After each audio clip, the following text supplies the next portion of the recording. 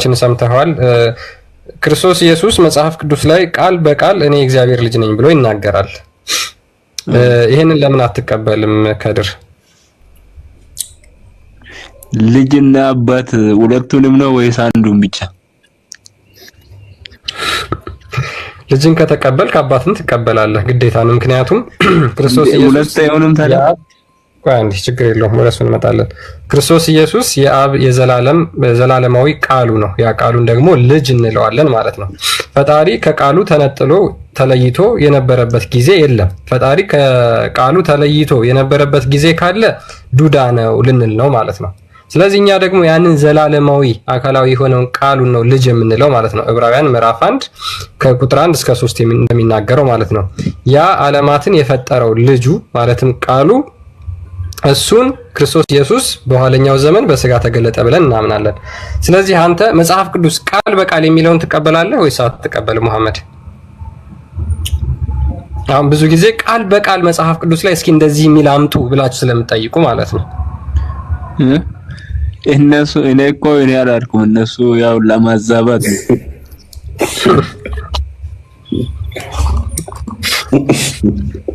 አይ እኔ እኮ ግራ ይገብ ሁለት እዛ ሆኖ አይጣሉብኝም። አንዱ ግባ ጀነት ስለ አንዱ አትግባ ብሎ ቢጣሉብኝስ? እሱ ያለው ምን ላይ መሰለ የፍቃድ ልዩነት ሲኖር ነው፣ የስልጣን ልዩነት ሲኖር ነው። በቀራ 116ን ክፈተው እስቲ ክርስቲያን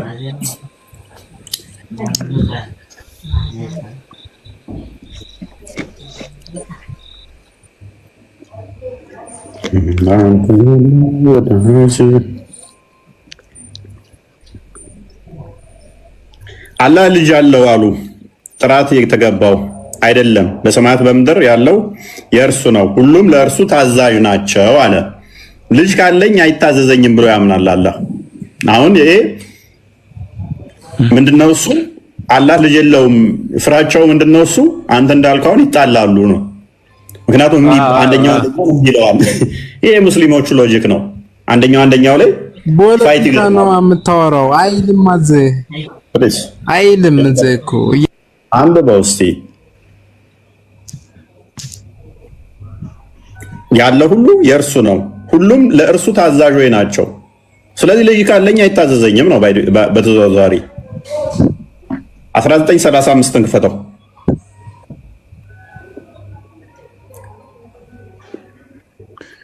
አዎ ተቃራኒ ሐሳብ ሊኖራቸው ይችላል። አባትና ልጅ ሊጋጭ ይችላሉ። አምላክ እንዴት ልጅ ሊኖረው ይችላል? ሁሉ እሱ እኮ ነው። በሰማይና በምድር ያለው ይጎላለው ብሎ ስለሚያስብ ነው። አይ አውርሾዩ ጭንቅላት ሳይኖረው ልጅ ካለኝ ግን ጎደሎ ሆናለሁ ይላል። ዋብያ እንደመሆነ እስቲል አሁን በጎደሎ አካላት ውስጥ እየኖረ ልጅ ካለኝ ጉድለት ነው ብሎ ነው የሚያስበው። አላህ ልጅን መያዝ አይገባውም፣ ጉድለት ጠራ ይላል። ነገር በሻው ጊዜ የሚለውን ሁን ወዲያውም ይሆናል። ልጅ ካለኝ ጎደሎ ነኝ ብሎ ነው የሚያስበው። ጭንቅላት ግን የለውም። ጭንቅላት አለመኖሩ ጉድለት ነው ወይንስ ሙላት ነው? ኢስላም ያንተ እኮ ነው ችግርህ እኮ። ጭንቅላት የሌለው አካል ሙላት ነው ወይንስ ጉድለት ነው? አካል አለው፣ ዛት አለው፣ ጅስም አለው። ካለማ ጉድለት አለው እንጂ ጭንቅላት የሌለውማ ጉድለት አለው። ኦኬ። ነገር ግን ጭንቅላት የሌለው አካል እያመለጠ አንድ ሰው ልጅ ካለው ጎደሎ ነው ብሎ ሲያስብ አስበዋል። እስማኤል አላህ ጭንቅላት አለው ካለ ያው ጎደሎ ነው። አላህ እጅ አለው ብለህ የምታምነው አይደለም እስማኤል። እግር አለው ብለህ የለውም እስማኤል። ኢስላም ሶሪ። አሁን ሌላ ፖለቲካ ተምትሰራ ሌላ ቦታ ሊካተራ ስለራስህ እንትን ላይ ቁም። አቶ ስለራስህ እያወራሁ ነው። የአንተ አምላክ ጭንቅላት የለውም እግር ነው። ነገር ግን ልጅ አለ ከተባለ ጉድለት ይመስለዋል ማለት ነው። የጎደለ ይመስለዋል። ለአምላክ ይገባዋል። እግር እንዴት ለአምላክ ይገባዋል? እንዴት ለአምላክ ይገባዋል? እግር እንዴት ይገባዋል? እግርስ ጭንቅላት የሌለው እግር ምን አይልም እኮ ቅንጭላት ያለው እኮ አይልም። ያልተጻፈውን እኮ ቁርአን ላይ እኮ አንተ እኮ ነው የምታወራው።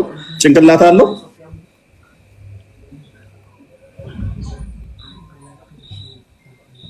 አልተገለጸም። ቁርአን ላይ ካልተጻፈ ደግሞ እኛ እንትን አንልም። ስለዚህ ላይኖረው ይችላል ጭንቅላት።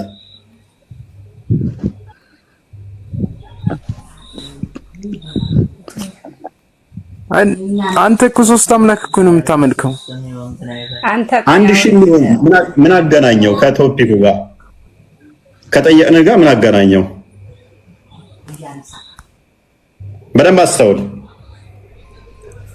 በደንብ አስተውሉ። ሱራ 17 111 አንድ ክፈትልኝ ክርስቲያን። አይ ቲንክ ጥቅሶች ተምታተውብኛል። ኦፎይ 23 91 ላይ በደንብ ይገልጸዋል። እሱ ጥቅስ ነው የፈለኩት። 23 91 ነው የፈለኩት። 1993 አይደለም እያልኩኝ ከራሴ ጋር ሙግት ውስጥ ነበርኩኝ። ኦፎይ አንድ ነገር ልንገርህ። ቆይ አንዴ እቺን ጥቅስ እናንብባት። አላህ ምንም ልጅን አልያዘም አልወለደም። ቴንክ ዩ ቢኒ። እቺን ጥቅስ እየፈለኳት ነበር። ከእርሱ ጋርም አንድም አምላክ የለም። ያን ጊዜ ሌላ አምላክ በነበረ አምላክ ሁሉ በፈጠረው ነገር በተለያየ ነበር። ከፊላቸው በከፊሉ ላይ በላቀ ነበር። አላህ ልጅ ካለው እርስ በርሱ ይደባደባል ብሎ ያስባል።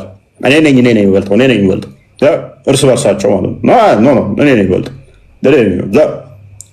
ፋይት። ከዛ ወደ ጥርሳቸው ሊቦራረሹ ይችላሉ። እንደዛ ብሎ ነው የሚያስበው። አይጣሉም ታዲያ? ለምን ይጣላሉ? ይጣላሉ እኔ የበላይ ልሁን እያሉ አይጣሉም። እኔ እበልጣለሁ። ጎበዝ። እንደዛ የምታስብ ከሆነ አላህም ፍጡር እያደረከው ነው። እኔና አንተ የበላይ ልሁን የምንለው ፍጡር ስለሆንን ነው። ፍጡር በመሆናችን እኔ ለበላይ ልሁን እንላለን። የመበላለጥ ያንን ፍላጎት ስላለን ማለት ነው። ኢተርናል የሆነ ዘላለማዊ የሆነ ፈጣሪን ግን በፍጡር እሳቤ ያስበኸው እርስ በርሳቸው ይጣላሉ ልጅ ካለ ብለህ ማሰብ በጣም የወረደ ነው የሚሆነው። በጣም የወረደ ሐሳብ ነው የሚሆነው። ምክንያቱም የአንዱ ስልጣን አይቀማሙ። በባህሪ እንትን አይደለም እያልከን ነው። እንደዛ እያልከን ከሆነ ምን እያልከን ነው መሰለ? በባህሪው ፍቅር አይደለም፣ በባህሪው ቻይ አይደለም፣ በባህሪው ሁሉን የሚገዛ አይደለም። የተለያየ ባህሪ ይኖረውና የተለያየ ስልጣን ይኖረው የተለያየ ፍቃድ ይኖራቸውና ይጋጫሉ ነው። ከድር አንተ የጠየቀው እኛ ጋር እንዴት እንደማይሰራ ላሳየ። እኔ እናንተ እንኳን ልንጣላ የምንችለው በመካከላችን ምን ሲኖር ነው? የተለያየ ፍቃድ ሲኖረን ነው አይደለ? ለምሳሌ እኔ የፈቀድኩትን አንተ ስከለክል፣ አንተ የፈቀድከውን እኔ ስከለክል፣ አንተ የወደድከውን እኔ ስጠላ ነው አይደለ? እኔ እናንተ የምንጣለው። ነገር ግን አንተ የፈቀድከውን እኔ የምፈቅድ ከሆነ ተመሳሳይ ከሆነ እኔ እናንተ ፍቃድ አንድ ፍቃድ ካለን ልንጣላ እንችላለን? አንድ አይነት ፍቃድ የፈጣሪ ስለሆነ አንድ አይነት ፍቃድ ካለን እንጣላለን። ታዘዘው ነው የሚያደርሰው ካለ በኢስላም አንድ አይነት ፍቃድ ካለን ተራሷን ሊሳዳምጥ በእናትህ ጭንቅላት አልባ አካል እያመለከ ወሬ አታወራበት። ወይ አዳምጥ ከድር በደንብ አስተውል። ተመሳሳይ ፍቃድ አንድ ፍቃድ ካላቸው እኔ እናንተ እንኳን አንድ ፍቃድ ካለን እኔ እናንተ ልንጣላ ልንለያይ ላንስማማ ምንችለው በፍቃድ ከተለያየን ነው። እኔ እናንተ አንድ አይነት ፍቃድ ካለን እንጣላለን። ፍቃድ አንድ ያው ልንጣላ እንችላለን። ላንስማማ እንችላለን። እሺ ምንድነው የሚያጣላን? አንድ አይነት ፍቃድ አንድ አይነት ስልጣን ፍቃዱ የኔ ይብለጥ ብዬ ኖ አንድ ነው። የኔ የምትልበት የለህም። ምክንያቱም አንድ ነው።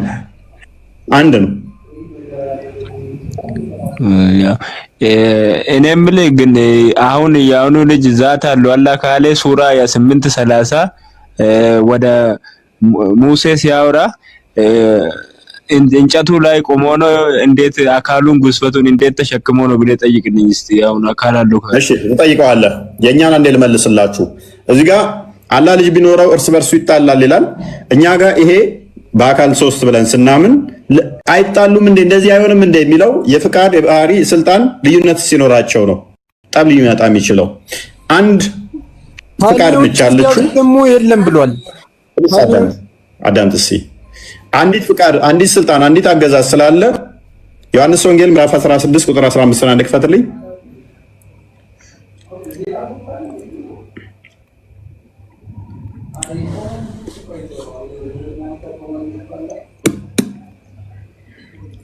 ለአብ ያለ ሁሉ የኔ ነው አለ። አብ ያለው ሁሉ ወልድ ካለው የኔ ይበልጣል አይመጣውም። በደንብ አስተውሉ። አብ ያለው ሁሉ ወልድ ስላለው፣ ወልድ ያለው ሁሉ አብ ስላለው፣ አብ የሚያደርገውን ሁሉ ወልድ ስለሚያደርግ፣ ወልድ የሚያደርገውን ሁሉ አብ ስለሚያደርግ የፍቃድ ልዩነት የለም፣ የስልጣን ልዩነት የለም። ዮሐንስ ወንጌል ምዕራፍ 10 17 ቁጥር 10 እንክፈተው። አብ ያለው ሁሉ ወልድ አለው፣ ወልድ ያለው ሁሉ አብ አለው፣ አብ ያለው ሁሉ ወልድ አለው። ቫይስ ቨርሳል ማለት ነው። ሁለቱ ብቻ ናቸው። የኔ ሆነ ሁሉ በደም አዳምጥ፣ የኔ ሆነ ሁሉ ያንተ ነው። ስለዚህ አብ የሚያደርገውን ሁሉ ወልድ ያደርጋል። ወልድ የሚያደርገውን ሁሉ አብ ያደርጋል። አብ የሚያደርገውን ሁሉ ደግሞ ወልድ ያደርጋል። የስልጣን የፍቃድ ልዩነት የለም። ጠብ ሊኖር አይችልም። ኦፎ መንፈስ ቅዱስ አለ። መንፈስ ቅድም እኮ ያነበብኩልህ እኔ ውስጡ ይነግራቸዋል ነው የሚለው። እያየኸው ነው አለቡት ፕሊስ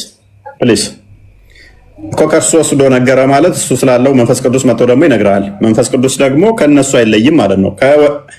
አብ ያለው ወልድ ካለው፣ አብ ያለው ወልድ በሙሉ ካለው፣ ወልድም ያለውን አብ በሙሉ ካለው ልዩነት የላቸውም ማለት ነው።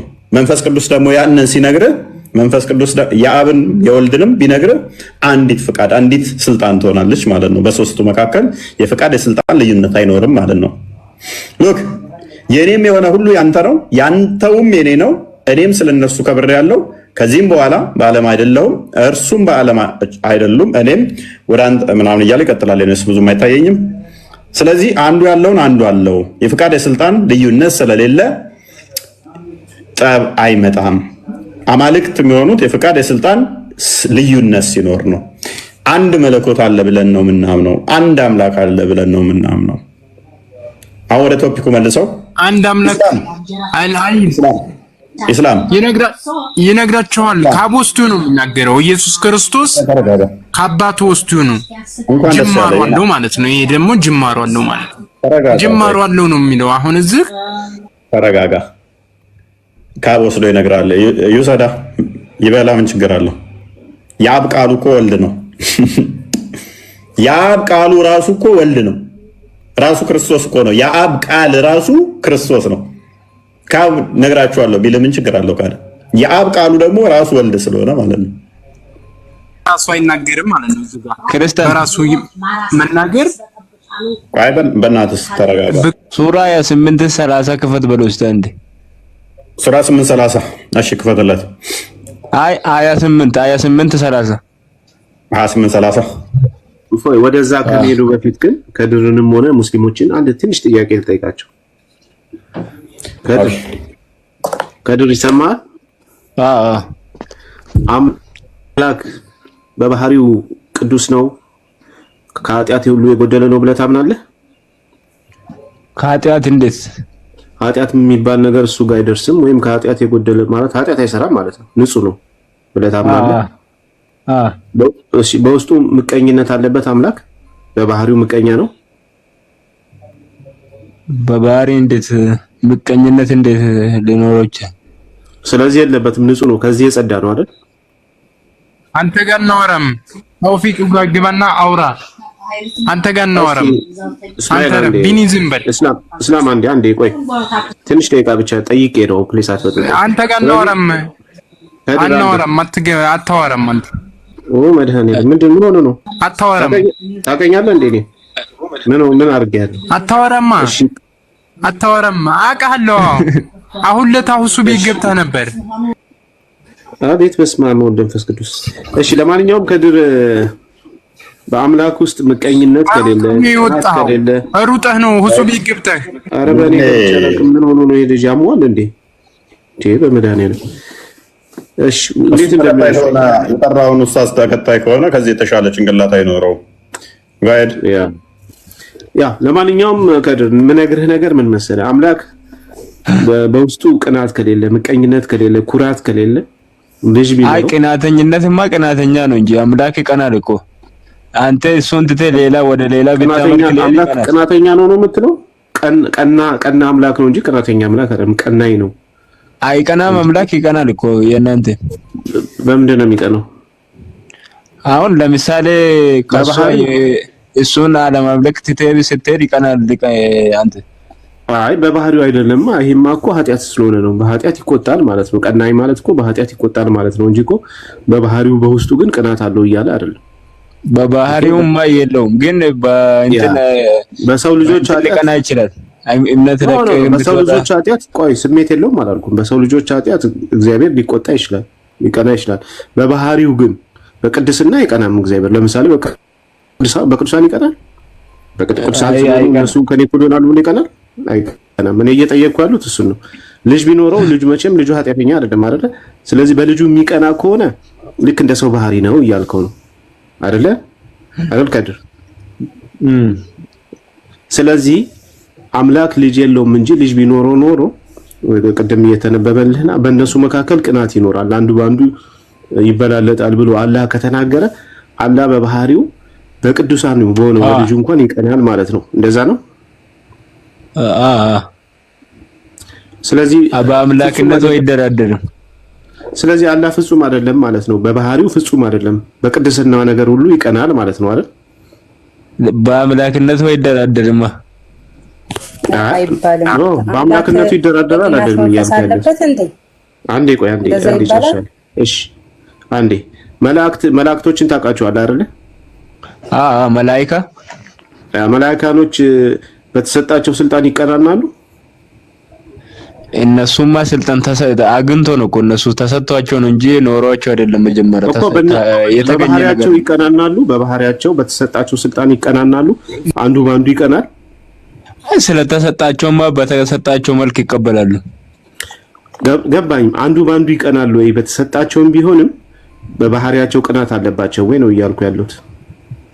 ሰይጣን ለምሳሌ መላእክት ነበረ ስለቀና ወረደ። አይደሉም እኮ ቢኒ። እሺ በቃ ይቀጥላል። ሶስት አይደሉም እኮ የሚቀናኑት አላህ አንድ ብቻ ነው። ቆይ እኔ በቃ አላህ አንድ ነው። ማን ጋር ነው የሚቀናው?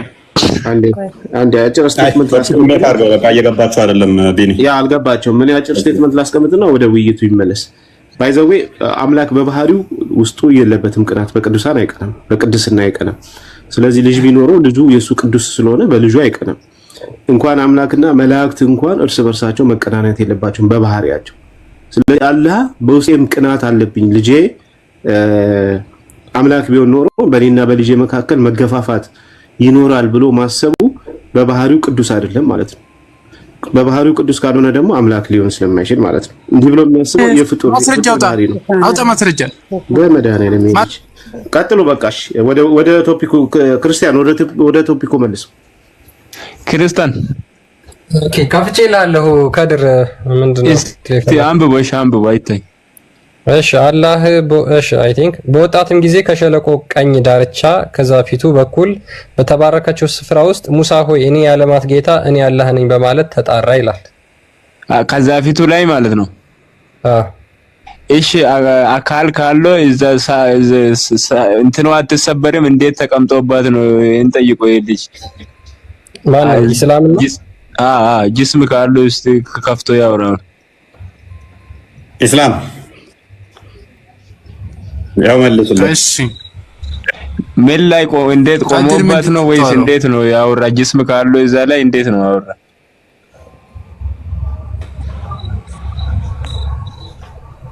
ኢስላም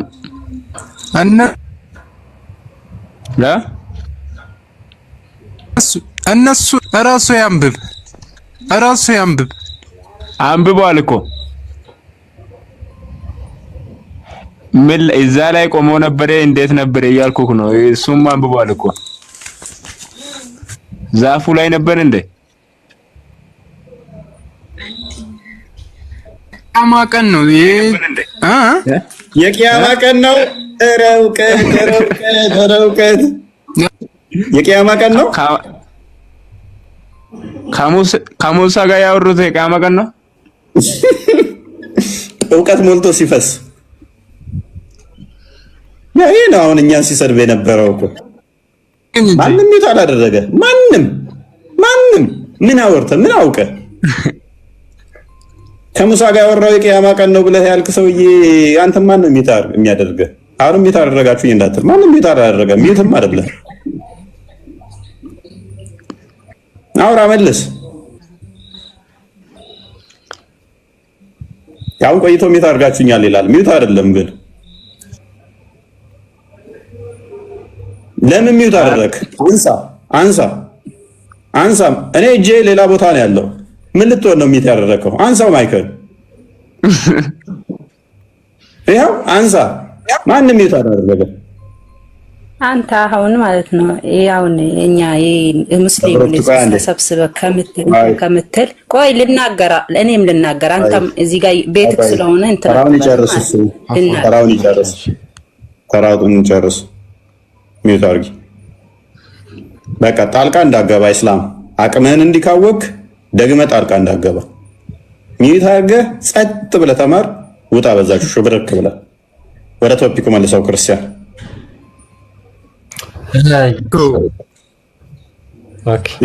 ኔትወርክ ይዞኝ ነው። ለምንድን ነው የምትሾከው? ቀይወን ነበር ኔትወርክ ቢይዝህ በደንብ ያስታውቃል። አልያዘህም፣ ይቆራረጥ ነበር ስታወራ። ይሄው አንብብ። ኔትወርክ ይዞ ነበር። አንብብ። አንብብ። ሆስት እኮ ነኝ፣ የቤቱ ባለቤት ነኝ። ያሳየኛል እኮ ኔትወርክ ሲይዝ ያደርጋል። ሁሉም ኦዲየንሱ ራሱ ይመለከታል። እዚህ ጋር አንተም ላይ ያሉት ደስ ላይ ያሉት ኔትወርክ ከያዘ ቀይ ይሆናል። ቀይ ምልክት ይሰጣል።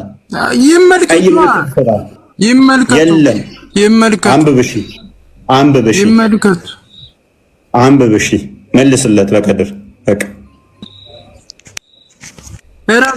አንብቧል እኮ እራስህ አንብብ።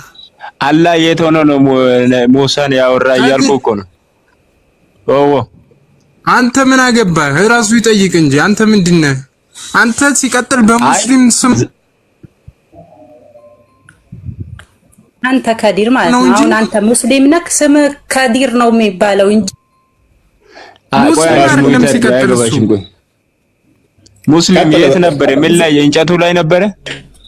ሙስሊም የት ነበር? አንተ ሙስሊም አይደለህም። አንተ አትጠይቀኝም። ሲቀጥል በሙስሊም አይደለም መልስለት። ኢስላም ሙስሊም አይደለም። እሺ መልስ። ሙስሊም አይደለም መልስለት።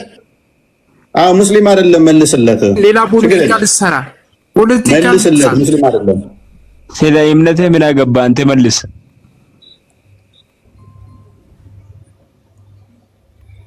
እኔስ ፓራፍሬዝ አድርገው ክርስቲያን ቶፒኩን ከሰሮ ነው ይማራል። በቃ ከሰሮ ነው ተማር። አንተ መልስ። አንተ ሙስሊም ትሆን ካንተ መልስ። ከሰሮ ነው ተማር። እኔስ በደንብ አስተውሉ። እንግዲህ ያነሳናቸው ፐርሚሶች ምንድነው? እሱ ክርስቶስ ስለራሱ የተናገረው አለ። በቁርአን መጽሐፍ ቅዱስ ለምን እንደተጻፈ የሚናገርበት አለ። ቁርአን ለምን እንደተጻፈ የሚናገርበት አለ። ቁርአን አላህ ልጅ የለውም ሲል ከምን አንጻር እንደሆነ የተነገረበት አለ። ይህንን ደግሞ ልጅ የለውም ያሉት እነማን እንደሆኑ ተመልክተናል። እና እነኝን ነው እያየን ያለ ነው። እስማኤል ወይንም አብዱልከሪም እንኳን ደህና መጣችሁ።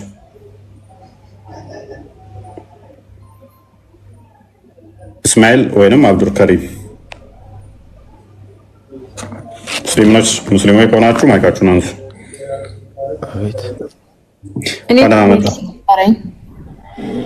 ማቱላ ቆይ አንዴ ሰራ ጠብቂ።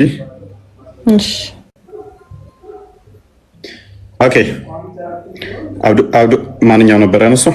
አብዱልከሪም መሰለኝ። አብዱልከሪም ይሰማል? አብዱልከሪም አለ። መልካም። ከአጋንንት ምስክርና ከክርስቶስ ስለራሱ ከተናገረ የትኛው ነው የምትቀበለው? ኢየሱስ ስለራሱ የተናገረው ነው ወይንስ አጋንንት የነገረህን ነው የምትቀበለው?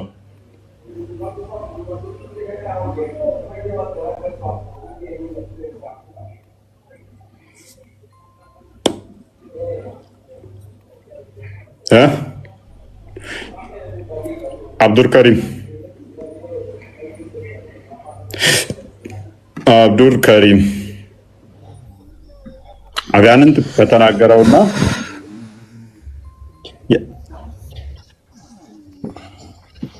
ኦኬ አንዴ እሺ፣ የአጋንንት ምስክር ለምን ልታምን ቻልክ?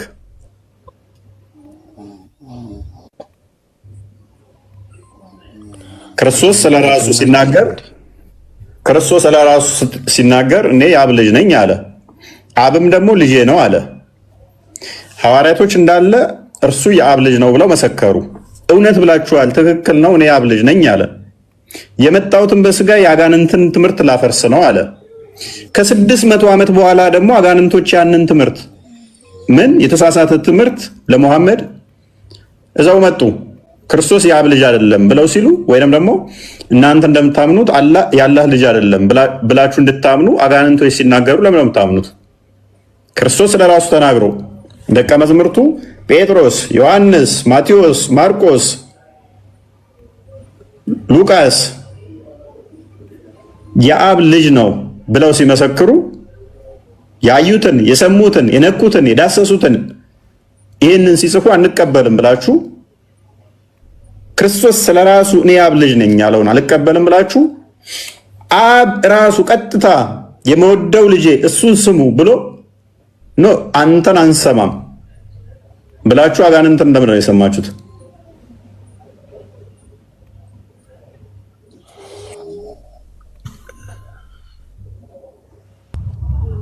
እያወራ ስላልሆነ ነው። ችግር የለውም። አብዱልካሪም ቀጥል እስኪ። የእሱ የማይሰማው እያወራ ስላልሆነ ነው። ይሄ ከተሰማ ችግር የለውም። ከስራ ይሰማል። አይ ኖ ያንተ ይሰማል፣ የእሱ አይሰማም አሉ። ወጣ በቃ። አይ እሱማ እኮ እያወራ አይደለም፣ ዝም እኮ ነው የሚለው። መልስ እየሰጠ አይደለም።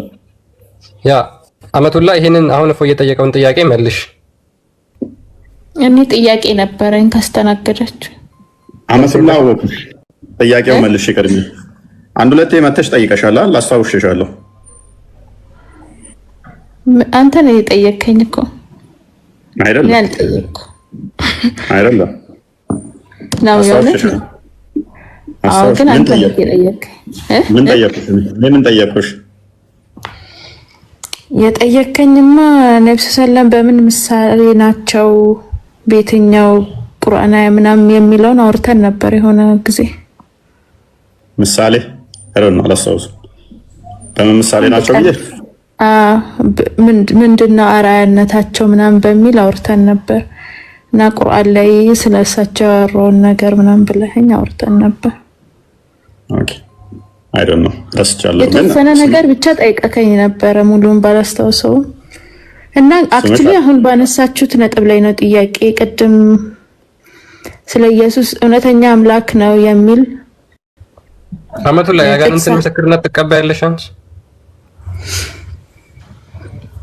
ጥያቄን አንዴ ላቅርብ እስኪ ብቻ መልሽልኝና ከዛ እንደናቀረብነው ላይ ምን የቅድሙ ኢየሱስ እውነተኛ አምላክ ነው የሚል ጥቅስ አይቼ ነበረ ዲስፕሌይ ላይ አድርጋችሁት። እሺ ስንት እውነተኛ አምላክ ነው ያለው እንደ ባይብል? እውነተኛ አምላክ እሱ ኢየሱስ ነው። ያ አብስ እውነተኛ አምላክ ነው። ታዲያ ሁለት አልሆነም? ምንድነው ሁለት ማለት? ሶስተኛም አለ። ሳይድ ጣልቃ ትግባቱ ሁለት ማለት አሁን ኢየሱስ እውነተኛ አምላክ ነው። አሁን እንደ ባይብል አገላለጽ አንድ እውነተኛ አምላክ እንዳለ ነው ኢየሱስም ያስተማረው አይደል? በሚገባ አንድ ሚለው ግን ምንድነው? አይናርጊና ተንቀሳቀሽ። እሺ አንድ ማለት ምን ማለት ነው? አንድ ማለት ምን ማለት ነው? አንድ ነው፣ ሲንግል፣ በምንነቱም በማንነቱም አንድ የሆነ ማለት ነው። ሲንግል ማለት ምን ማለት ነው? አንድ የሆነ በአማርኛ እንድንግባባ ማለት ነው። አዎ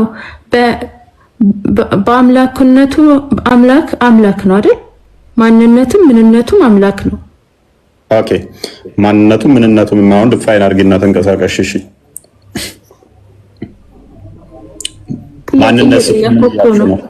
ማንነት ስትይ ምን እያልሽ ነው? ማንነት ማለት አሁን ለምሳሌ አምላክ ከሆነ አምላክነት ማለት ማንነት ነው። አምላክ ከሆነ ምንነት ነው። እሺ ሰው ከሆነ ደግሞ ሰው ነው። ኖ ስለ አምላክ ያወራሽው ነው እንጂ ወደ ሰው ለምን ትቀይጫለሽ? በቀላሉ አቅልልሽ። እሺ አንድ ነው በማንነቱ በምንነቱም ብለሻል አይደለ?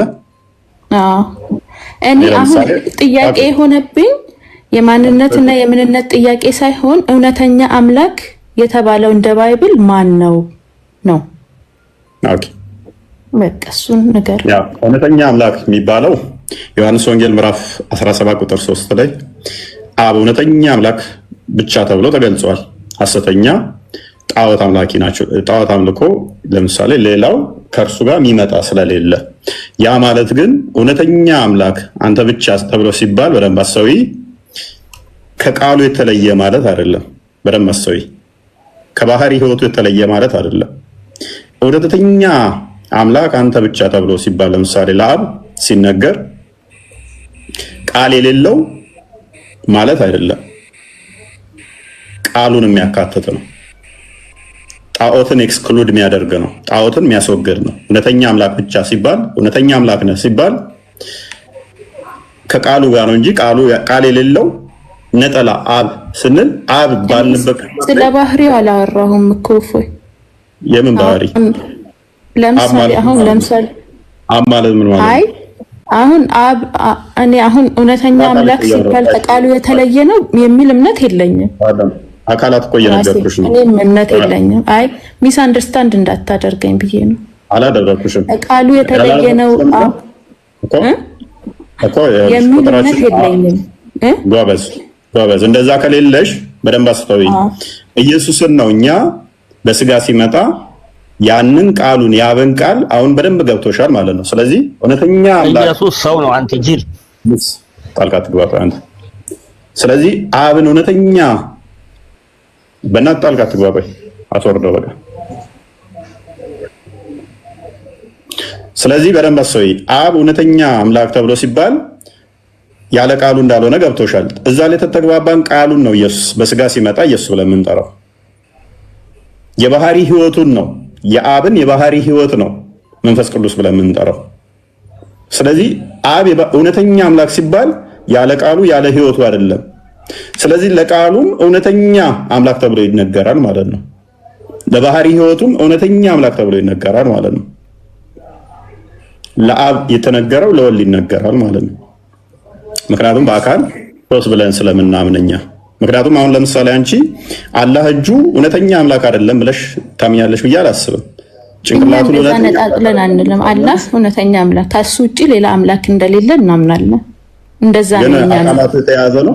አካላቱ የተያዘ ነው። አይ እኛ ስለ አካላቱ አናወራም። አላህ ራሱ በራሱ በገለጸበት መልኩ ነው የምንገልጸው። አመቱላ እሱ በጣም ከባድ ይሆንብሻል። ምክንያቱም ያልተያዘ ከሆነ አላወራም ማለት ትችያለሽ፣ እንደማደንዘዣ ልትጠቀሚው ትችያለሽ ለአንቺ። አሁን ለምሳሌ ከተፈተልኝ ክርስቲያን እስኪ ቀጥያለሽ። አንዴ ተረጋጊ። እፎይ ቀጥል ፕሊስ፣ ተረጋጊ። በቃ ወደ ራሷ እንዲገባባት እየፈለገች ስላልሆነ እፎይ ሐሳብን ቀጥል፣ ጨርሰህ አውራ። ያ አሁን እንዲህ እንትንን እኛ እንደዚህ ዝም ብለን ነው የምናልፈው። እኛ ጋር ጥያቄው ሲመጣ ዝም ብለን እንሸሸዋለን ከሆነ ለአንቺ ሊሰራ ይችላል። በቃ ዝም ብለሽው መከተል ማለት ነው። እኛ እንደዚህ አይነት እምነት የለንማ፣ አይገናኝማ። እፎይ ለዛ ነው ያልኩት እኮ። ምንድነው የምታምኚው ብዬ ድፋይን አድርጊ። እሺ አካላቱ የተያዘ ነው የተነጣጠለ? እኛ እንደዚህ አይነት እምነት የለንም እኮ እያልኩህ ነው። እጅ አለ የለውም? እሺ እኛ እንደዚህ አይነት እምነት የለንም። አላህ በማንነቱም በምንነቱም አንድ ነው። እሱን አላህ እጅ አለ የለውም? አንዴ ጥያቄ ልጨርስና ወደዛ እንገባለን ፕሊዝ። ምክንያቱም አምላክሽን አታውቂም እኮ። ስለዚህ እጅ አለው፣ እግር አለው፣ ባት አለው፣ ፊት አለው፣ ወዘተ ቃል አለው። ቃሉ ምን ውስጥ ነው ያለው አታውቁም። እጁ ምኑ ጋር ነው ያለው አታውቁም። እግሩ ምኑ ጋር ነው ያለው አታውቁም። እሱ ለማምለክ እኮ እሱ እኮ አዳምጪ። ምክንያቱም አንገት ከሌለው ከታች ባት አለው። አዳምጪ አመቱላ በደንብ ስላሳወስኩሽ እኮ ነው ቅድም እንትን ያልኩሽ። ከዚህ በፊት ጠይቀኛል አልሽ፣ አልጠየቅኩሽም። ተረጋጊና አዳምጪ። ጭንቅላት የሌለው ፊት አለ፣ አንገት የሌለው እግር አለ። የተያያዘ ከሆነ እሱ ፍጡር ይሆናል። በደንብ አስተውሉ። የተያያዘ ከሆነ ስትራክቸሩ አንድ ከሆነ ማናምንበትን ነገርማ አታውራ። ላይ ከፍ በይና ከፍ አድርጋት። በእናት ክርስቲያን አላህ በዛቱ አንድ ነው። አንድ ጥቅስ ብቻ ስጪኝ እና ከፍ አድርጋት። ኖ ዌይ አንዴ። እሺ ጥያቄ ለምን ማርጋትና እፎይ አይደለም አንዴ አመቱላ ነገር ከመናገር ማለት ነው። አመቱላ አንቺ አሁን ክርስቲያን ተዋት አንዴ። አንቺ እንደምታምኝበት አላህ በዛቱ በደንብ አስተውይ፣ በዛቱ አንድ ነው የሚል አይደለም ከቁርአን ከሐዲስ ከሰጠሽኝ አደንቅሻለሁ። እሺ አንዴ ጥያቄ ልጨርስና ማናምንበትን እያልሽ ስለሆነ ምክንያቱም አላህ ላይ ምንም የምታውቂው ነገር የለም። የእኛን ጥያቄ ደግሞ አታውቂውም አናምንበትም እያልሽ ነው። ምንድነው ማታምኚው? እስኪ እኔ የተናገርኩት ስህተት የሆነ ማታምኚበት ምንድነው? የማይገናኝ ነገር ነው። እኛ በማንነት ሶስት የሚል እምነት የለንም። እያወዳደርክ ነው ያለው። አላህ አካላቱ ስንት ናቸው? ስንት አካላት አለው እንዴ? አንዴ ተነገርሽኝ። ቆይ አንዴ ጥያቄ የአላህን አካላት ብዛት ከነገርሽኝ ንጽጽር አቆማለሁ። እኔ ባይዘው በደንብ አስተውሉ። እዚህ ጋር ያላችሁ የአላህ አካላት ብዛቶች እሺ ሚውት ታረጋላችሁ። አዳምጪ 1000 የሚሆን ቢሊየን የሚሆን አንድ የሚሆን የአላህ አካላትን በአካል አላህ ይሄን ያህል አካላት አለው ብለሽ ከነገርሽኝ አንድ የቁርአን አያ ከሰጠሽኝ ንጽጽር አቆማለሁ። አላህ ስንት እንደሆነ አይታወቅም። ይሄው ንጽጽር እኔን አስቁሚኝ። ትልቁ ላይ ነሽ። ቀጥይ። ጥያቄን አንድ ያስመልስልኝ። ኦኬ ቴንክ ዩ። በቃ ይሄ ነው እስልምና፣ ይሄ ነው።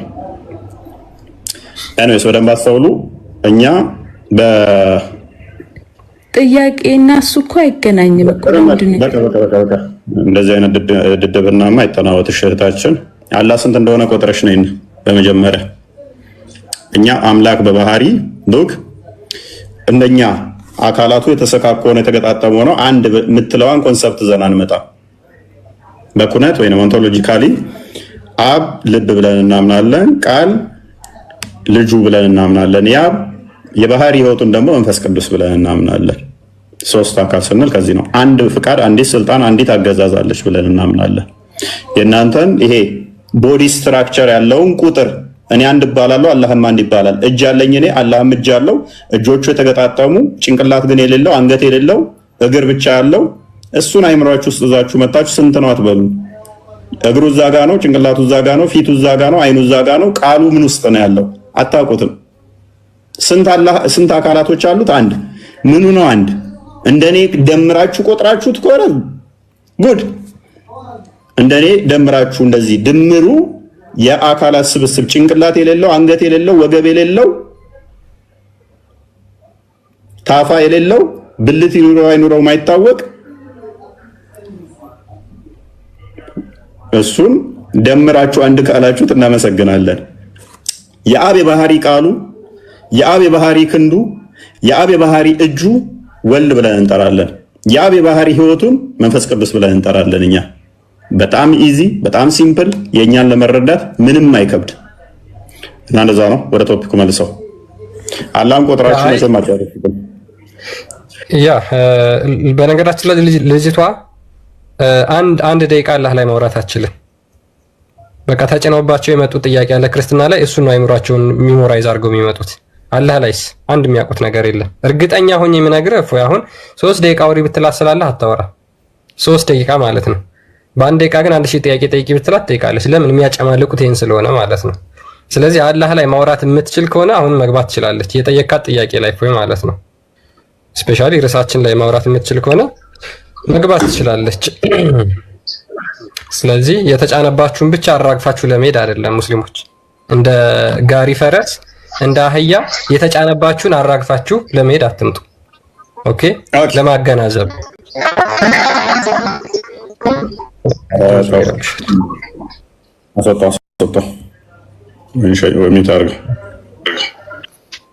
እሺ፣ ሰይድ ሙስጠፋ አቤት።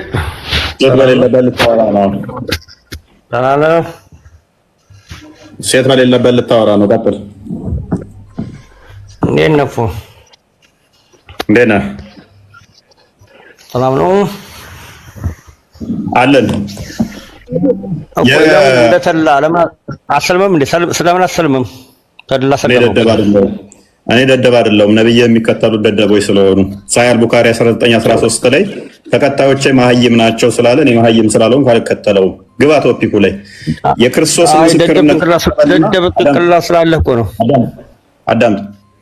ክርስቶስ እንደዚህ አለ፣ እኔ አብ ልጅ ነኝ አለ። አጋንንቶች ለሙሐመድ እንዲህ አሉት፣ አላህ ልጅ የለውም አሉት። የክርስቶስን ንግግር አልቀበልም ብለህ አጋንንትን ለምንድን ነው የተቀበልከው? ይኸው ተድላ ጀነት ሊገባ ነው፣ አንተ ግን እዛው ጀሃነም ልገባ ነው። አየህ ሙሐመድም የት እንደሚገባ አያውቅም። እንኳን አንተን ተድላተውና ሱራ 34 24 ላይ እኛ ወይንም እናንተ በተሳሳተ መንገድ ውስጥ ነን በላቸው ነው የሚለው። ሱራ 971 ላይ ሁላችሁም ወደ እርሱ አውራጅ እንጂ አንዳችሁም አትቀሩም ነው የሚለው። ሱራ ተረጋጋ 46 9 ላይ በእኔም በእናንተም ላይ ምን እንደሚደረግ አላውቅም ነው ያለው።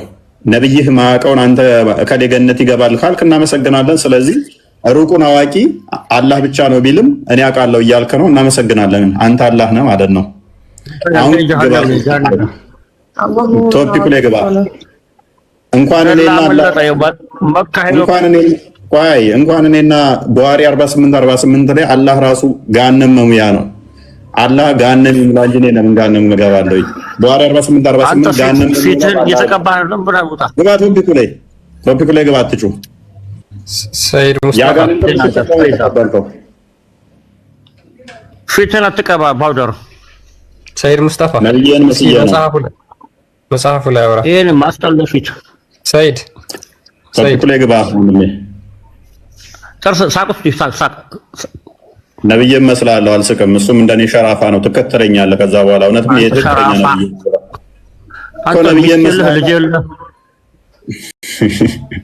አላህ ነው ምን ችግር አለ? ማን ያለው ሚስትም ልጅም ከሌለኝማ አንተ መስለም የለም በቃ እኮ አላህን መስዬ ደግሞ ትከተለኛለህ። 601 ላይ ልጅ ሚስት የሌለውን ሲሆን ልጅ እንዴት የለውም ስለሚል ልጅ እንዴት ይኖረዋል ስለሚል ቶፒኩ ላይ ግባ።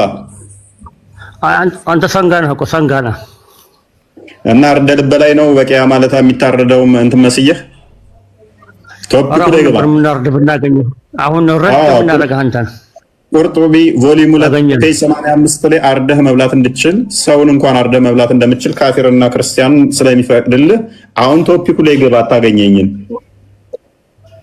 አሁን ተላ በለጠ በእናትህ አንተ ጀሃነም ነህ በእናትህ ቶፒኩ ላይ ግባ። እንኳን እኔ ጋር አላህ ራሱ ቡኻሪ 48 ላይ ገሃነም መሙያ ነው። ቶፒኩ ላይ ግባ። አንተ የጀሃነም መቀርቀሪያ እኮ ነው። ገሃነም ነው መቀርቀሪያው። ገሃነምን የሚሞላው በእግሩ አላህ ነው። አንብብለት ወይንም ክፈትለት። ቡኻሪ 48 ገሃነም ነው መሙያው። አላህ መሙያ ነው፣ እኔ አይደለሁም። ሶስት አምላክ መከተል ነው። አንተ ሶስት አምላክ የምታመልክ ቂል ጅል።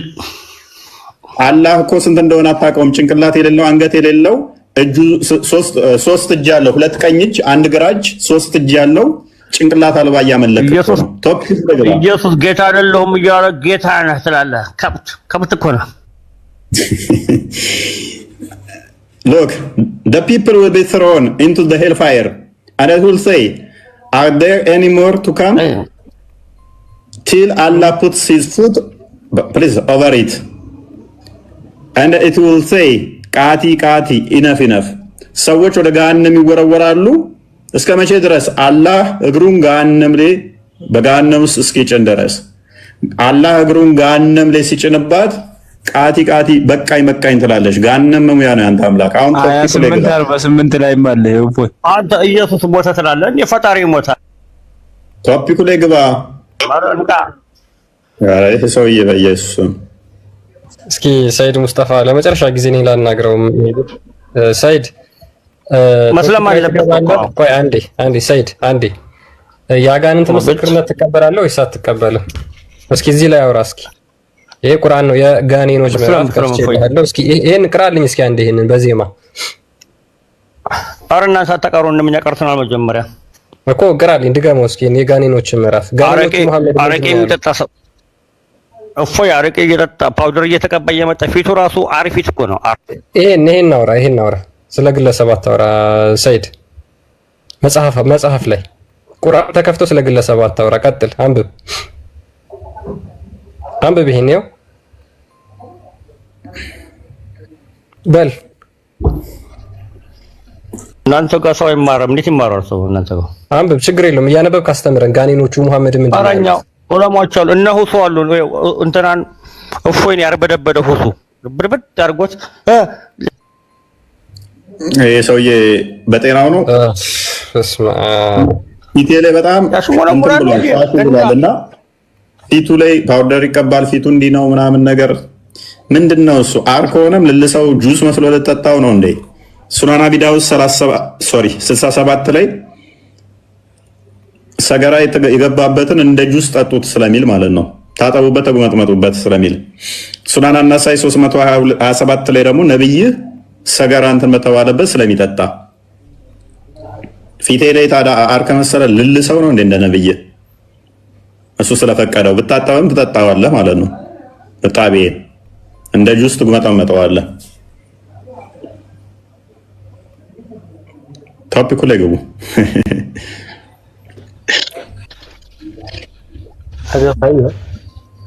አህመዲን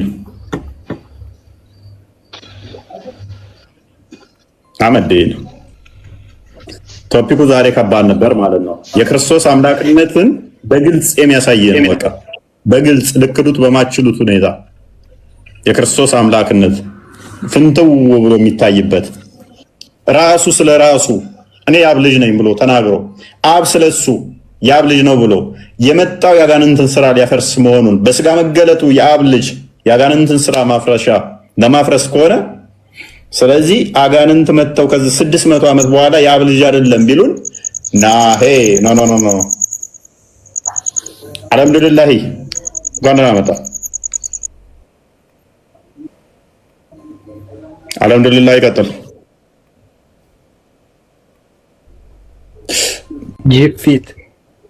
ጅብ እኮ ይበላል በእስልምና። አርደል በላይ ነው። ስንት የሚበላ ያለ አንተና አርጃ አልበላም። ጅብ አርደህ ትበላለህ እኮ ይፈቀዳል እኮ እስልምና። አሁን ቶፒኩ ላይ ግባ። ለአንተ አበላሃለሁ። አበላም እንዴ? እኔማ እኔን ነው የምበላው ወይንስ ጅቡን? አበላሃለሁ እንጂ ጅቡን ለአንተ። አይ አንተ ቅድሚያ ብላ ተነብዬ ጋር። አሁን ቶፒኩ ላይ ግባ። አንተ ነው ማበላ። ያው ግብዣ ድሮ ቀድሞ ጋባዥ ቀድሞ ጎርሶ የሚወደውን ነው እንትን የሚለው አይደለ? ስለዚህ በልተን አይበቃም እንዴ? ለምን ትጃጃላለህ? አይበቃም እንዴ? ወደ እስልምና ግባ። ነው የምታለቅሱት? አያችሁ፣ የአጋንንት ምስክርነት ተቀባይ እንዳልሆነ ስንመጣ አጋንንት ምን ያህል ታክቲካል እንደሆነ በዚህ መረዳት ትችላላችሁ። አስጨነቃቸው። በቃ ታውቃላችሁ፣ ተጨነቁ፣ ተጠበቡ፣ ተሸበሩ። እንጨነቅም እናስጨንቃቸዋለን። አንብብ እስቲ አጋንንት ወንድሞች ምስክርነት ነው ይሄ። አጋንንቶች ትምህርት ዘህ ለምን ነው የምትከተለው? ክርስቶስ ስለራሱ እኔ የአብ ልጅ ነኝ እያለ አጋንንት ከ600 ዓመት በኋላ መጥተው ኖ አላህ ልጅ የለውም ሲሉ ለምንድን ነው አጋንንትን ትምህርት የምትማረው የምትቀበለው? አቦ እፎይ አትቀባጠር። አረብ ሀገር ሙስሊም ቢስሚላህ ብሎ ያረደውንም አጠቅላላ እናንተ ፋሳ ይሄው አንብብ። ቁርአን ላይ ነው የተቀመጠው። ቁርአን ላይ የተቀመጠውን ነገር አንብብ። ሱራ 5 ላይ እኮ ምን የኛን ምግብ እንድበላ ፈቅዶልሃል እኮ እኛ ያረድነው ሙስሊም ተላቻ ሙስሊም ቢስሚላህ ብሎ ያረደውን አረብ ሀገር ድብና አድርጋችሁ ስበሉ እየኖራችሁ እንደገና ሀገር ስትገቡ ትንበጣረራላችሁ። አንብብ። ሌላውን ተውና እሺ አነብልሃለሁ። ጎበዝ። ይሄ እኮ ጠቅላላ ውሸት እኮ ነው እኮ ቁርአን ውሸት ነው። እናመሰግናለን። ይሄን ማለት ነው ውሸት ነው። የእናንተ ይሄ ጠቅላላ ውሸት ነው አለን። እናመሰግናለን። ቁርአን ውሸት የለውም። ተሸማቀቀበት። ቁርአኑን ማፈር አሸማቀቀው። ቆይ ቁርአኑን ማንበብ በራሱ አሳፈረው። አያችሁ አይደል? አሳፈረው። ያጋንንትን ምስክር አንብቤ እንዴት ነው እሱ እኛ በራሳችን አይደለም ነው የሚለው? እስቲ አንብብ ጀግና፣ እስቲ አንብብ ድፈር ወንድ አንብብ እስቲ ትሸማቀቁበታላችሁ የራሳችሁን መጽሐፍ እናንተ እንጂ እኛ እንሸማቀቅበት። አልተሸማቀቅ አንብበው እስቲ። ከዛ በኋላ እንቀጥላለን። አንብበው እስቲ። አትርከም ልቅ ወደ እስልምና ግባ። ዝም ብለህ አትፍረጭረጭ። አሁን ተስፋ ቆርጣችኋል። ከሰርቶ ነው ሸኘው ክርስቶስ በደንብ አስተውሉ። ዛሬ ገቡትን እንዳለ ይዩት። የክርስቶስን አምላክነት እንዴት ሰብከንበታል፣ እንዴት አሳይተንበታል። ለረጅም ሰዓት መጽሐፍ ቅዱስ ላይ በደንብ ሄደንበታል። ያጋንንትን ምስክር ያጋንንትን ትምህርት ይዘው ክርስቶስ አምላክ የአብ ልጅ አይደለም ብለው እንደመጡና ክርስቶስን እንደካዱ በደንብ ያሳየንበት ምሽት። ለዚህ ነው የተረበሹት። ለዚህ ነው በቃ ከበዳቸው፣ አሳዘኑኝ። አሁንስ ማቀቀል አንተ ራስህ ለምን በአግባብ አትመልስም? አንብበው። ምንም አምላክ አይደለም አምላክ ነኝ ያለበትን እስቲ አንድ ቦታ አውጣ። አንብብ። አንድ ቦታ አውጣ እስቲ አምላክ ነኝ የሚልበት አንብብ። ለከፈተልን አንብብ። አንብበው። ይሄ ምን ይላል? በደንብ አስተውሉ። የጫኑባቸውን ያጋንንት ምስክር ይዘው እኔ የአብ ልጅ ነኝ እያለ አብ ስለ ልጁ እየተናገረ የአብ ልጅ ትሆን አምላክ እንደሆነ ቁርአናቸውም እየነገራቸው ማንበብ አይፈልጉም። ምንድነው የሚፈልጉት? አጋንንት የነገራቸውን ኖ የአብ ልጅ አይደለም የሚለውን። እስቲ የአብ ልጅ ነኝ ብሏል። የአብ ልጅ ነው ብለህ ታምናለህ?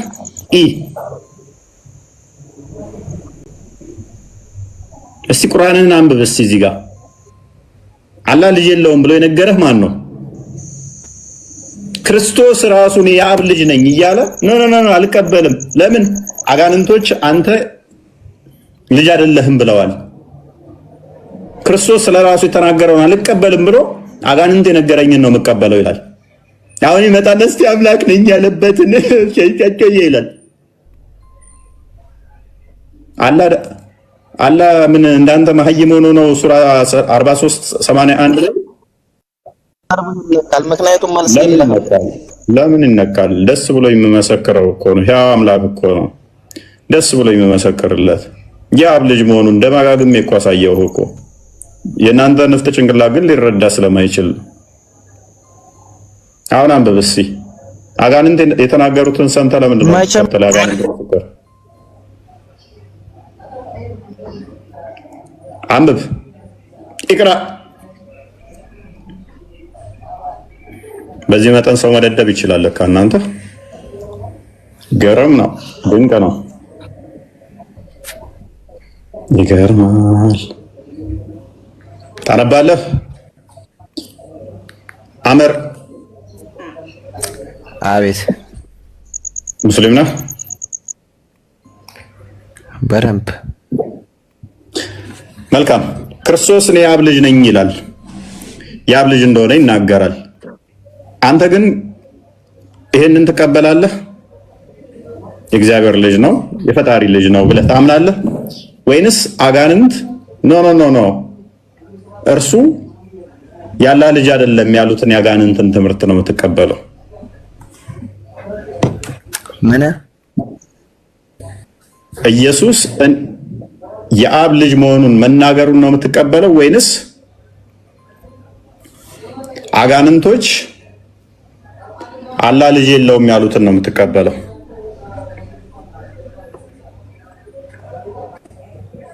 አጋንንቶች አላህ ልጅ የለውም ያሉትን ነው የምትቀበለው? ወይንስ ኢየሱስ እኔ የአብ ልጅ ነኝ ያለውን ነው የምትቀበለው?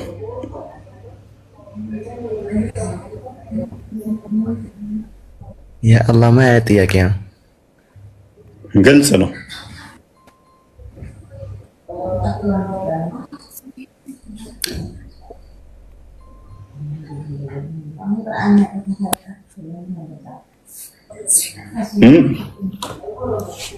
ይከብዳል አይደለ? ወጣ ይከብዳል። ምክንያቱም አጋንንቶች ምን አሉ? አላህ ልጅ የለውም አሉ። ክርስቶስ ምን አለ? እኔ የአብ ልጅ ነኝ አለ። የትኛውን መምረጥ ይሻልሃል? ወደ ጤናማ ሰው ሲያስበው፣ ጤናማ አይምሮ ሲያስበው አይመጣውም፣ አይሆንም፣ አበላም፣ አያስኬድማ፣ አይሆንም። ዛሬ አንተ ነርቫቸውን እስኪ ስለ አምላክህን አንድ ጊዜ አስረዳ። እስኪ ስለ አምላክ መሆኑን እስኪ አስመስክር። ምን ፈለክ? ምን ልንገርህ? አምላክ ነኝ እኔ አምላክ ነኝ ያለ አምልኩኝ ያለበት ቦታ አንድ ጥቅስ አንተ እስኪ አምላክ የሚመሰከረው እኔ አምላክ ነኝ በማለቱ ነው ወይ?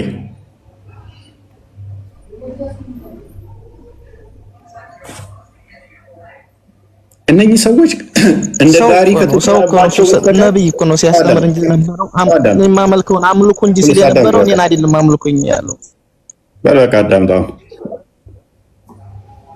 እነኚህ ሰዎች እንደ ጋሪ ከተጫነባቸው አይዲዮሎጂ ውጪ ምንም እንደማያውቁ ከዚህ መረዳት ትችላላችሁ። እስካሁን ስናወራ የነበረው ሳሳያችሁ የነበረው ምንድነው? እሱ የክርስቶስን አምላክነት ነው። አስቀድሜ ስነግራችሁ የነበረው የአብ ልጅ ነኝ ሲል ምንድነው እያለ ነው? አትቀባጥ ሰላምላክ ስትጠየቅ በተግባር አስረጃም ሰላምላክ አስረጃም ላክ ተሆነ አዳምጣ።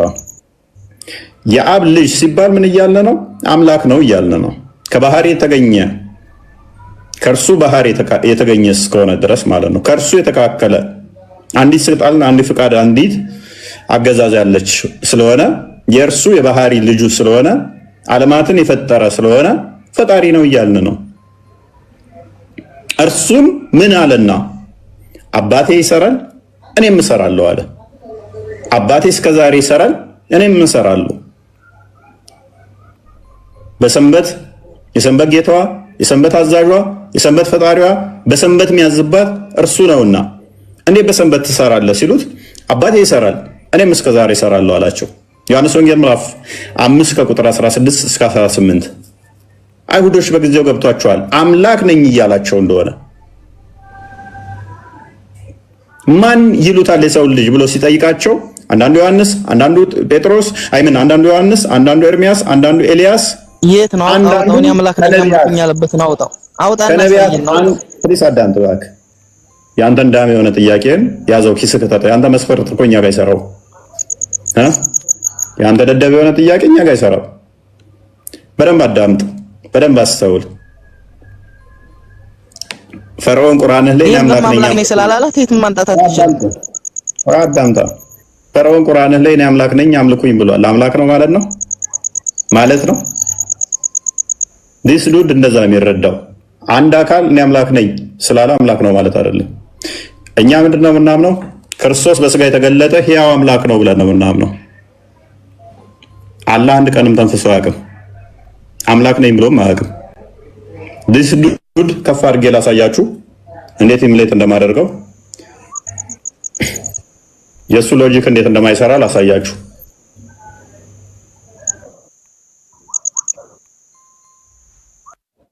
አንድ ጥቅስ ብቻ ለምን ወጣ? ሮጠ ና ተመለስና ግባ። ነርቫቸው ነው ዛሬ የተነካው። በነገራችን ላይ አላህ አይወልድም፣ አልወለደም፣ አልተወለደ ምናምን የሚሉ ነገሮችን እንኳን ተናግረው ይወጣሉ ብዬ አስቤ ነበረ። ዘሆል ነው የተመታባቸው። ያ ኤኒዌይስ ቶፒኩን ሰብስበው እና ጨርሰው በቃ ኤኒዌይስ ምላሽም ስለሌለ በደንብ አስተውሉ። ክርስቶስ በስጋ የተገለጠበት ምክንያት፣ በስጋ የመጣበት ምክንያት ዕብራውያን ምዕራፍ 2 ቁጥር 14 እና 15 እንደሚናገረው በሞቱ ሞትን ሊሽር የአጋንንትን እስራት ሊያፈርስ ነው የመጣው። ክርስቶስ በስጋ የተገለጠው በሞቱ ሞትን ለመሻር ነው። እርሱ የሕያው የእግዚአብሔር ልጅ ነው። የሕያው የእግዚአብሔር ልጅ ከሆነ ደግሞ እርሱ ሕይወትን የሚሰጥ ነው። ለዚህም ነው የሚያምንብኝ ቢሞት እንኳን ሕያው ይሆናል፣ ሕያው የሆነ ለዘላለም አይሞትም ብሎ ዮሐንስ ወንጌል ምዕራፍ 11 ቁጥር 25 እስከ 26፣ ዮሐንስ ወንጌል ምዕራፍ 8 ቁጥር 52 ላይ ቃሌን የሚጠብቅ ለዘላለም ይኖራል ብሎ የተናገረው እርሱ ዘላለማዊ ስለሆነ ዘላለምነትን የሚሰጥ ስለሆነ ነው። ስለዚህ እርሱ ሕይወትን የሚሰጥ እርሱ ሞትን የገደለ የአጋንንትን ስራ ያፈረሰ ነው። ዮሐንስ በመልእክቱ በአንደኛ መልእክቱ ዮሐንስ ምዕራፍ 5 ከቁጥር 8 ጀምሮ እንዲሁም ደግሞ ቁጥር 20 ላይ ይህም በደንብ ስለሚናገር ማለት ነው። እርሱ የተገለጠው የአጋንንትን ስራ ሊያፈርስ እርሱ እውነተኛ አምላክ እንደሆነ ይናገራል። ሮሜ ምዕራፍ 9 ቁጥር 5 አባቶች ለእነሱ ናቸውና ከእነርሱም ክርስቶስ በስጋ መጣ ይላል። ክርስቶስ በስጋ የመጣው የአጋንንትን ስራ ለማፍረስ ነው። እርሱ የነፍሳችን ጠባቂ፣ የነፍሳችን እረኛ፣ እኛን የጠፋነውን ሊሰበስብ ሊፈልገን የመጣው ዮሐንስ ወንጌል ምዕራፍ 10 ቁጥር 15 ላይ የአብ ልጅ እንደሆነ ይናገራል። ዮሐንስ ወንጌል ምዕራፍ 15 ቁጥር 1 ላይ እውነተኛ የወይን ግንድ እኔ ነኝ ይላል፣ አባቴም ገበሬው ነው ይላል። እርሱ እውነተኛ የአብ ልጅ ነው። የአብ ልጅ ነው።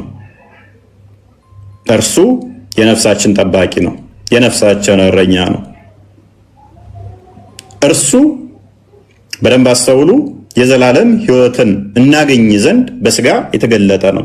ዮሐንስ ወንጌል ምዕራፍ 3 ቁጥር 16 ላይ እግዚአብሔር በልጁ እንድታምኑ ወደ ዓለም የላከው እርሱ የአብ የባህሪ ልጅ ነው። ዕብራውያን 1:1-3 እንደሚናገረው በስጋ የመጣው በእርሱ እንድናምን ሞቱን በሞቱ ገሎ ፍቅሩን ሊያሳየን ነው። እኛ እንደወደድነው ሳይሆን እሱ እንደወደደ በእርሱ ፍቅር የእሱን ፍቅር ነው የገለጸልን። ልጁን ላከልን፣ ክንዱን ላከልን፣ እጁን ላከልን፣ ቃሉን ላከልን። እርሱ በስጋ የተገለጠው ፊልጵስዩስ ምዕራፍ 2 ቁጥር 4-7 እንደሚናገረው እስከ ሞት ድረስ የታዘዘው የባሪያን መልክ የያዘው እርሱ ክርስቶስ ሕያው አምላክ ነው። ከአብ የተካከለ አንዲት ፍቃድ፣ አንዲት ስልጣን፣ አንዲት አገዛዝ ያለችው ለአብ ያለው ሁሉ ለወልድ ያለው ዮሐንስ ወንጌል ምዕራፍ 17 ቁጥር 10፣ ዮሐንስ ወንጌል ምዕራፍ 16 ቁጥር 15 ሁሉን የሚገዛ ሁሉን የፈጠረ ዮሐንስ ወንጌል ምዕራፍ 1:3 ቆላስይስ 1:15 እንደሚናገረው አስቀድሞ ቃል ብቻ የነበረው ሁሉን የፈጠረ ሁሉን ያስገኘ ማርያምን የፈጠረ ማርያምን ያስገኘ ከእርሷ ስጋና ደምን ነስቶ በስጋ የተገለጠ ቃል ስጋ ሲሆን ጸጋና እውነትን ተሞልቶ በእኛ ሲያደር እርሱ የማይወሰነው የማይዳሰሰው የማይነካው የታየ የተዳሰሰው የተነካ እርሱ ሕያው አምላክ ነው። ሁሉን ገዢ ነው። እርሱ የአብ ልጅ ነው። የአብ ልጅ ነው። ስለዚህ አባቴ እስከዛሬ ይሰራል፣ እኔም እሰራለሁ አለ። ድምፄን ይሰማሉ አለ። ወልድ ከ600 ዓመት በኋላ መጣና ሙሐመድ ነው አለ። ዮሐንስ በአንደኛ መልእክቱ ላይ ምዕራፍ 1 አይ ቲንክ በዓይናችን ያየነው በጆሮአችን የሰማነው በእጃችን የዳሰስነውን እንጽፍላችኋለን አለ። ሙሐመድ ከ600 ዓመት በኋላ መጣና በዓይኑ ያላየውን በጆሮ ያልሰማውን በእጁም ያልነካውን ልንገራችሁ አለን። ዮሐንስ ወንጌሉን ወደ መዝጊያው ላይ ምዕራፍ 20 ቁጥር 30 ጀምሮ ይሄ የተጻፈላችሁ እርሱ ክርስቶስ የእግዚአብሔር ልጅ እንደሆነ አምናችሁ እንድድኑ የዘላለም ሕይወትን እንድታገኙ ነው አለ። ቁርአን ከ600 ዓመት በኋላ መጣና ምዕራፍ 18 ቁጥር 4 ላይ ምዕራፍ 18 ቁጥር 4 ላይ ቁርአን የተጻፈው እግዚአብሔር አላህ ልጅ አለው የሚሉትን ሊያስፈራራ ነው አለ። ክርስቶስ የእግዚአብሔር ልጅ ነው ብለው የሚሉትን ክርስቶስ ምን አለ? እናንተ ብፁዓን ናችሁ። ጴጥሮስን ለምሳሌ ይሄ ስጋና ደም አልገለጸልህም፣ የሰማዩ አባቴ ነው፣ አንተ አለት ነህ፣ በአንተም ለቤተ ክርስቲያን እንሰራለሁ ብሎ ክርስቶስ ጴጥሮስ የተናገረውን ኮንፈርም አደረገው። የስጋና የደም እውቀት እንኳን እንዳልሆነ ተናገረ። ክርስቶስ የአብ ልጅ ነው ማለት። ሙሐመድ መጣና የአጋንንትን ትምህርት ሰማና አላህ ልጅ የለውም፣ ስለዚህ ኢሳ የአላህ ልጅ አይደለም አለ። እኛ ደግሞ አጋንንትን ትምህርት እንዳንሰማ የአጋንንትን መረጃ እንዳንወስድ ክርስቶስ በዮሐንስ ወንጌል ምዕራፍ 8 ቁጥር 44 ላይ እናንተ ከአባታችሁ ከዲያብሎስ ናችሁ፣ የአባታችሁን ምኞት ልታደርጉ ትወዳላችሁ፣ እርሱ በመጀመሪያ ሐሰተኛ ነው፣ በእውነትም አልቆመም፣ ነፍሰ ገዳይ ነው ብሎ ይነግረናል። ሐሰተኛ ነፍሰ ገዳይ ከሆነ ደግሞ እኛ ከሱ ማስረጃን ልንቀበል አይገባንም ማለት ነው። እኛ ቅዱሱን ቅባት የተቀበልን የእውነት መንፈስ በውስጣችን ያለ ያጋንንትን ትምህርት ሰምተን እርሱ የአብ ልጅ አይደለም ብለን ልንለው አይገባም። የአብ ልጅ አይደለም ልንለው አይገባም።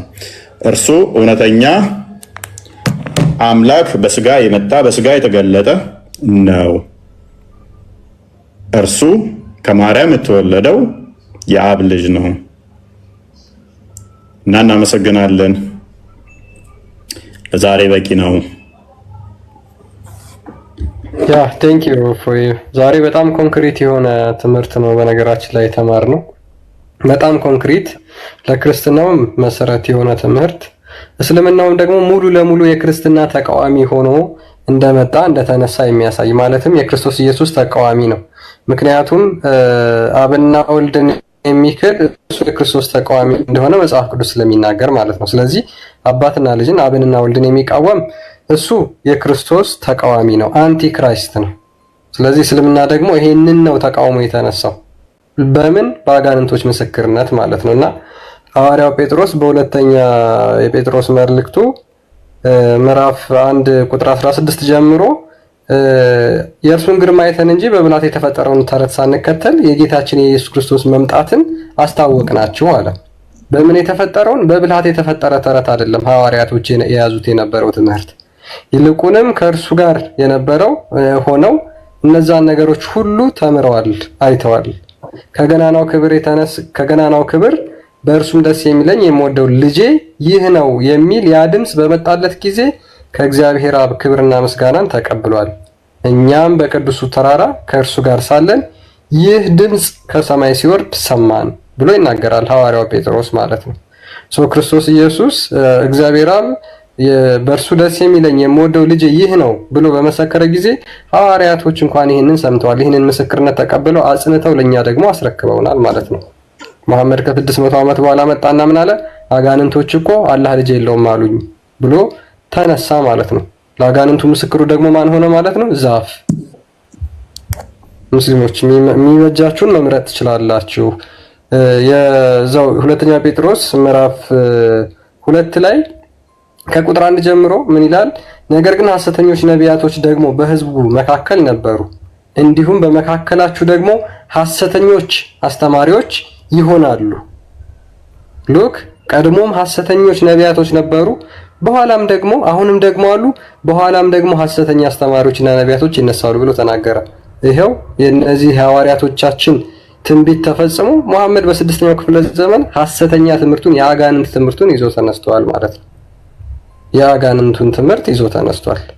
ስለዚህ እኛ እግዚአብሔር አምላክ የመሰከረውን ስለ ልጁ የመሰከረውን ክርስቶስ ኢየሱስም ስለ አባቱ የመሰከረውን ነቢያቶችም ስለ እግዚአብሔር የመሰከሩትም ሐዋርያቶችም ስለ ጌታችን ስለ ኢየሱስ ክርስቶስ የመሰከሩትን ትምህርት የክርስትናችን ማዕከል አድርገን ይዘን እንቀጥላለን። አይ የአጋንንት ምስክርነት ይስማማኛል ካላችሁ ሙስሊሞች ትችላላችሁ። እግዚአብሔር አምላክ በሰጣችሁ ነፃ ፈቃድ ተጠቅማችሁ አጋንንትን መከተል ትችላላችሁ። ነገር ግን እሱ ህይወት አይሆንላችሁም። መጨረሻችሁ ምንድነው የሚሆነው? ጥፋት ነው የሚሆነው መጽሐፍ ቅዱስ እንደሚናገረው ማለት ነውና ከዚህ ጥፋት ትድኑ ዘንድ እንጠይቃችኋለን። ፎይ ለዛሬ ብቃን። ቴንክ ዩ።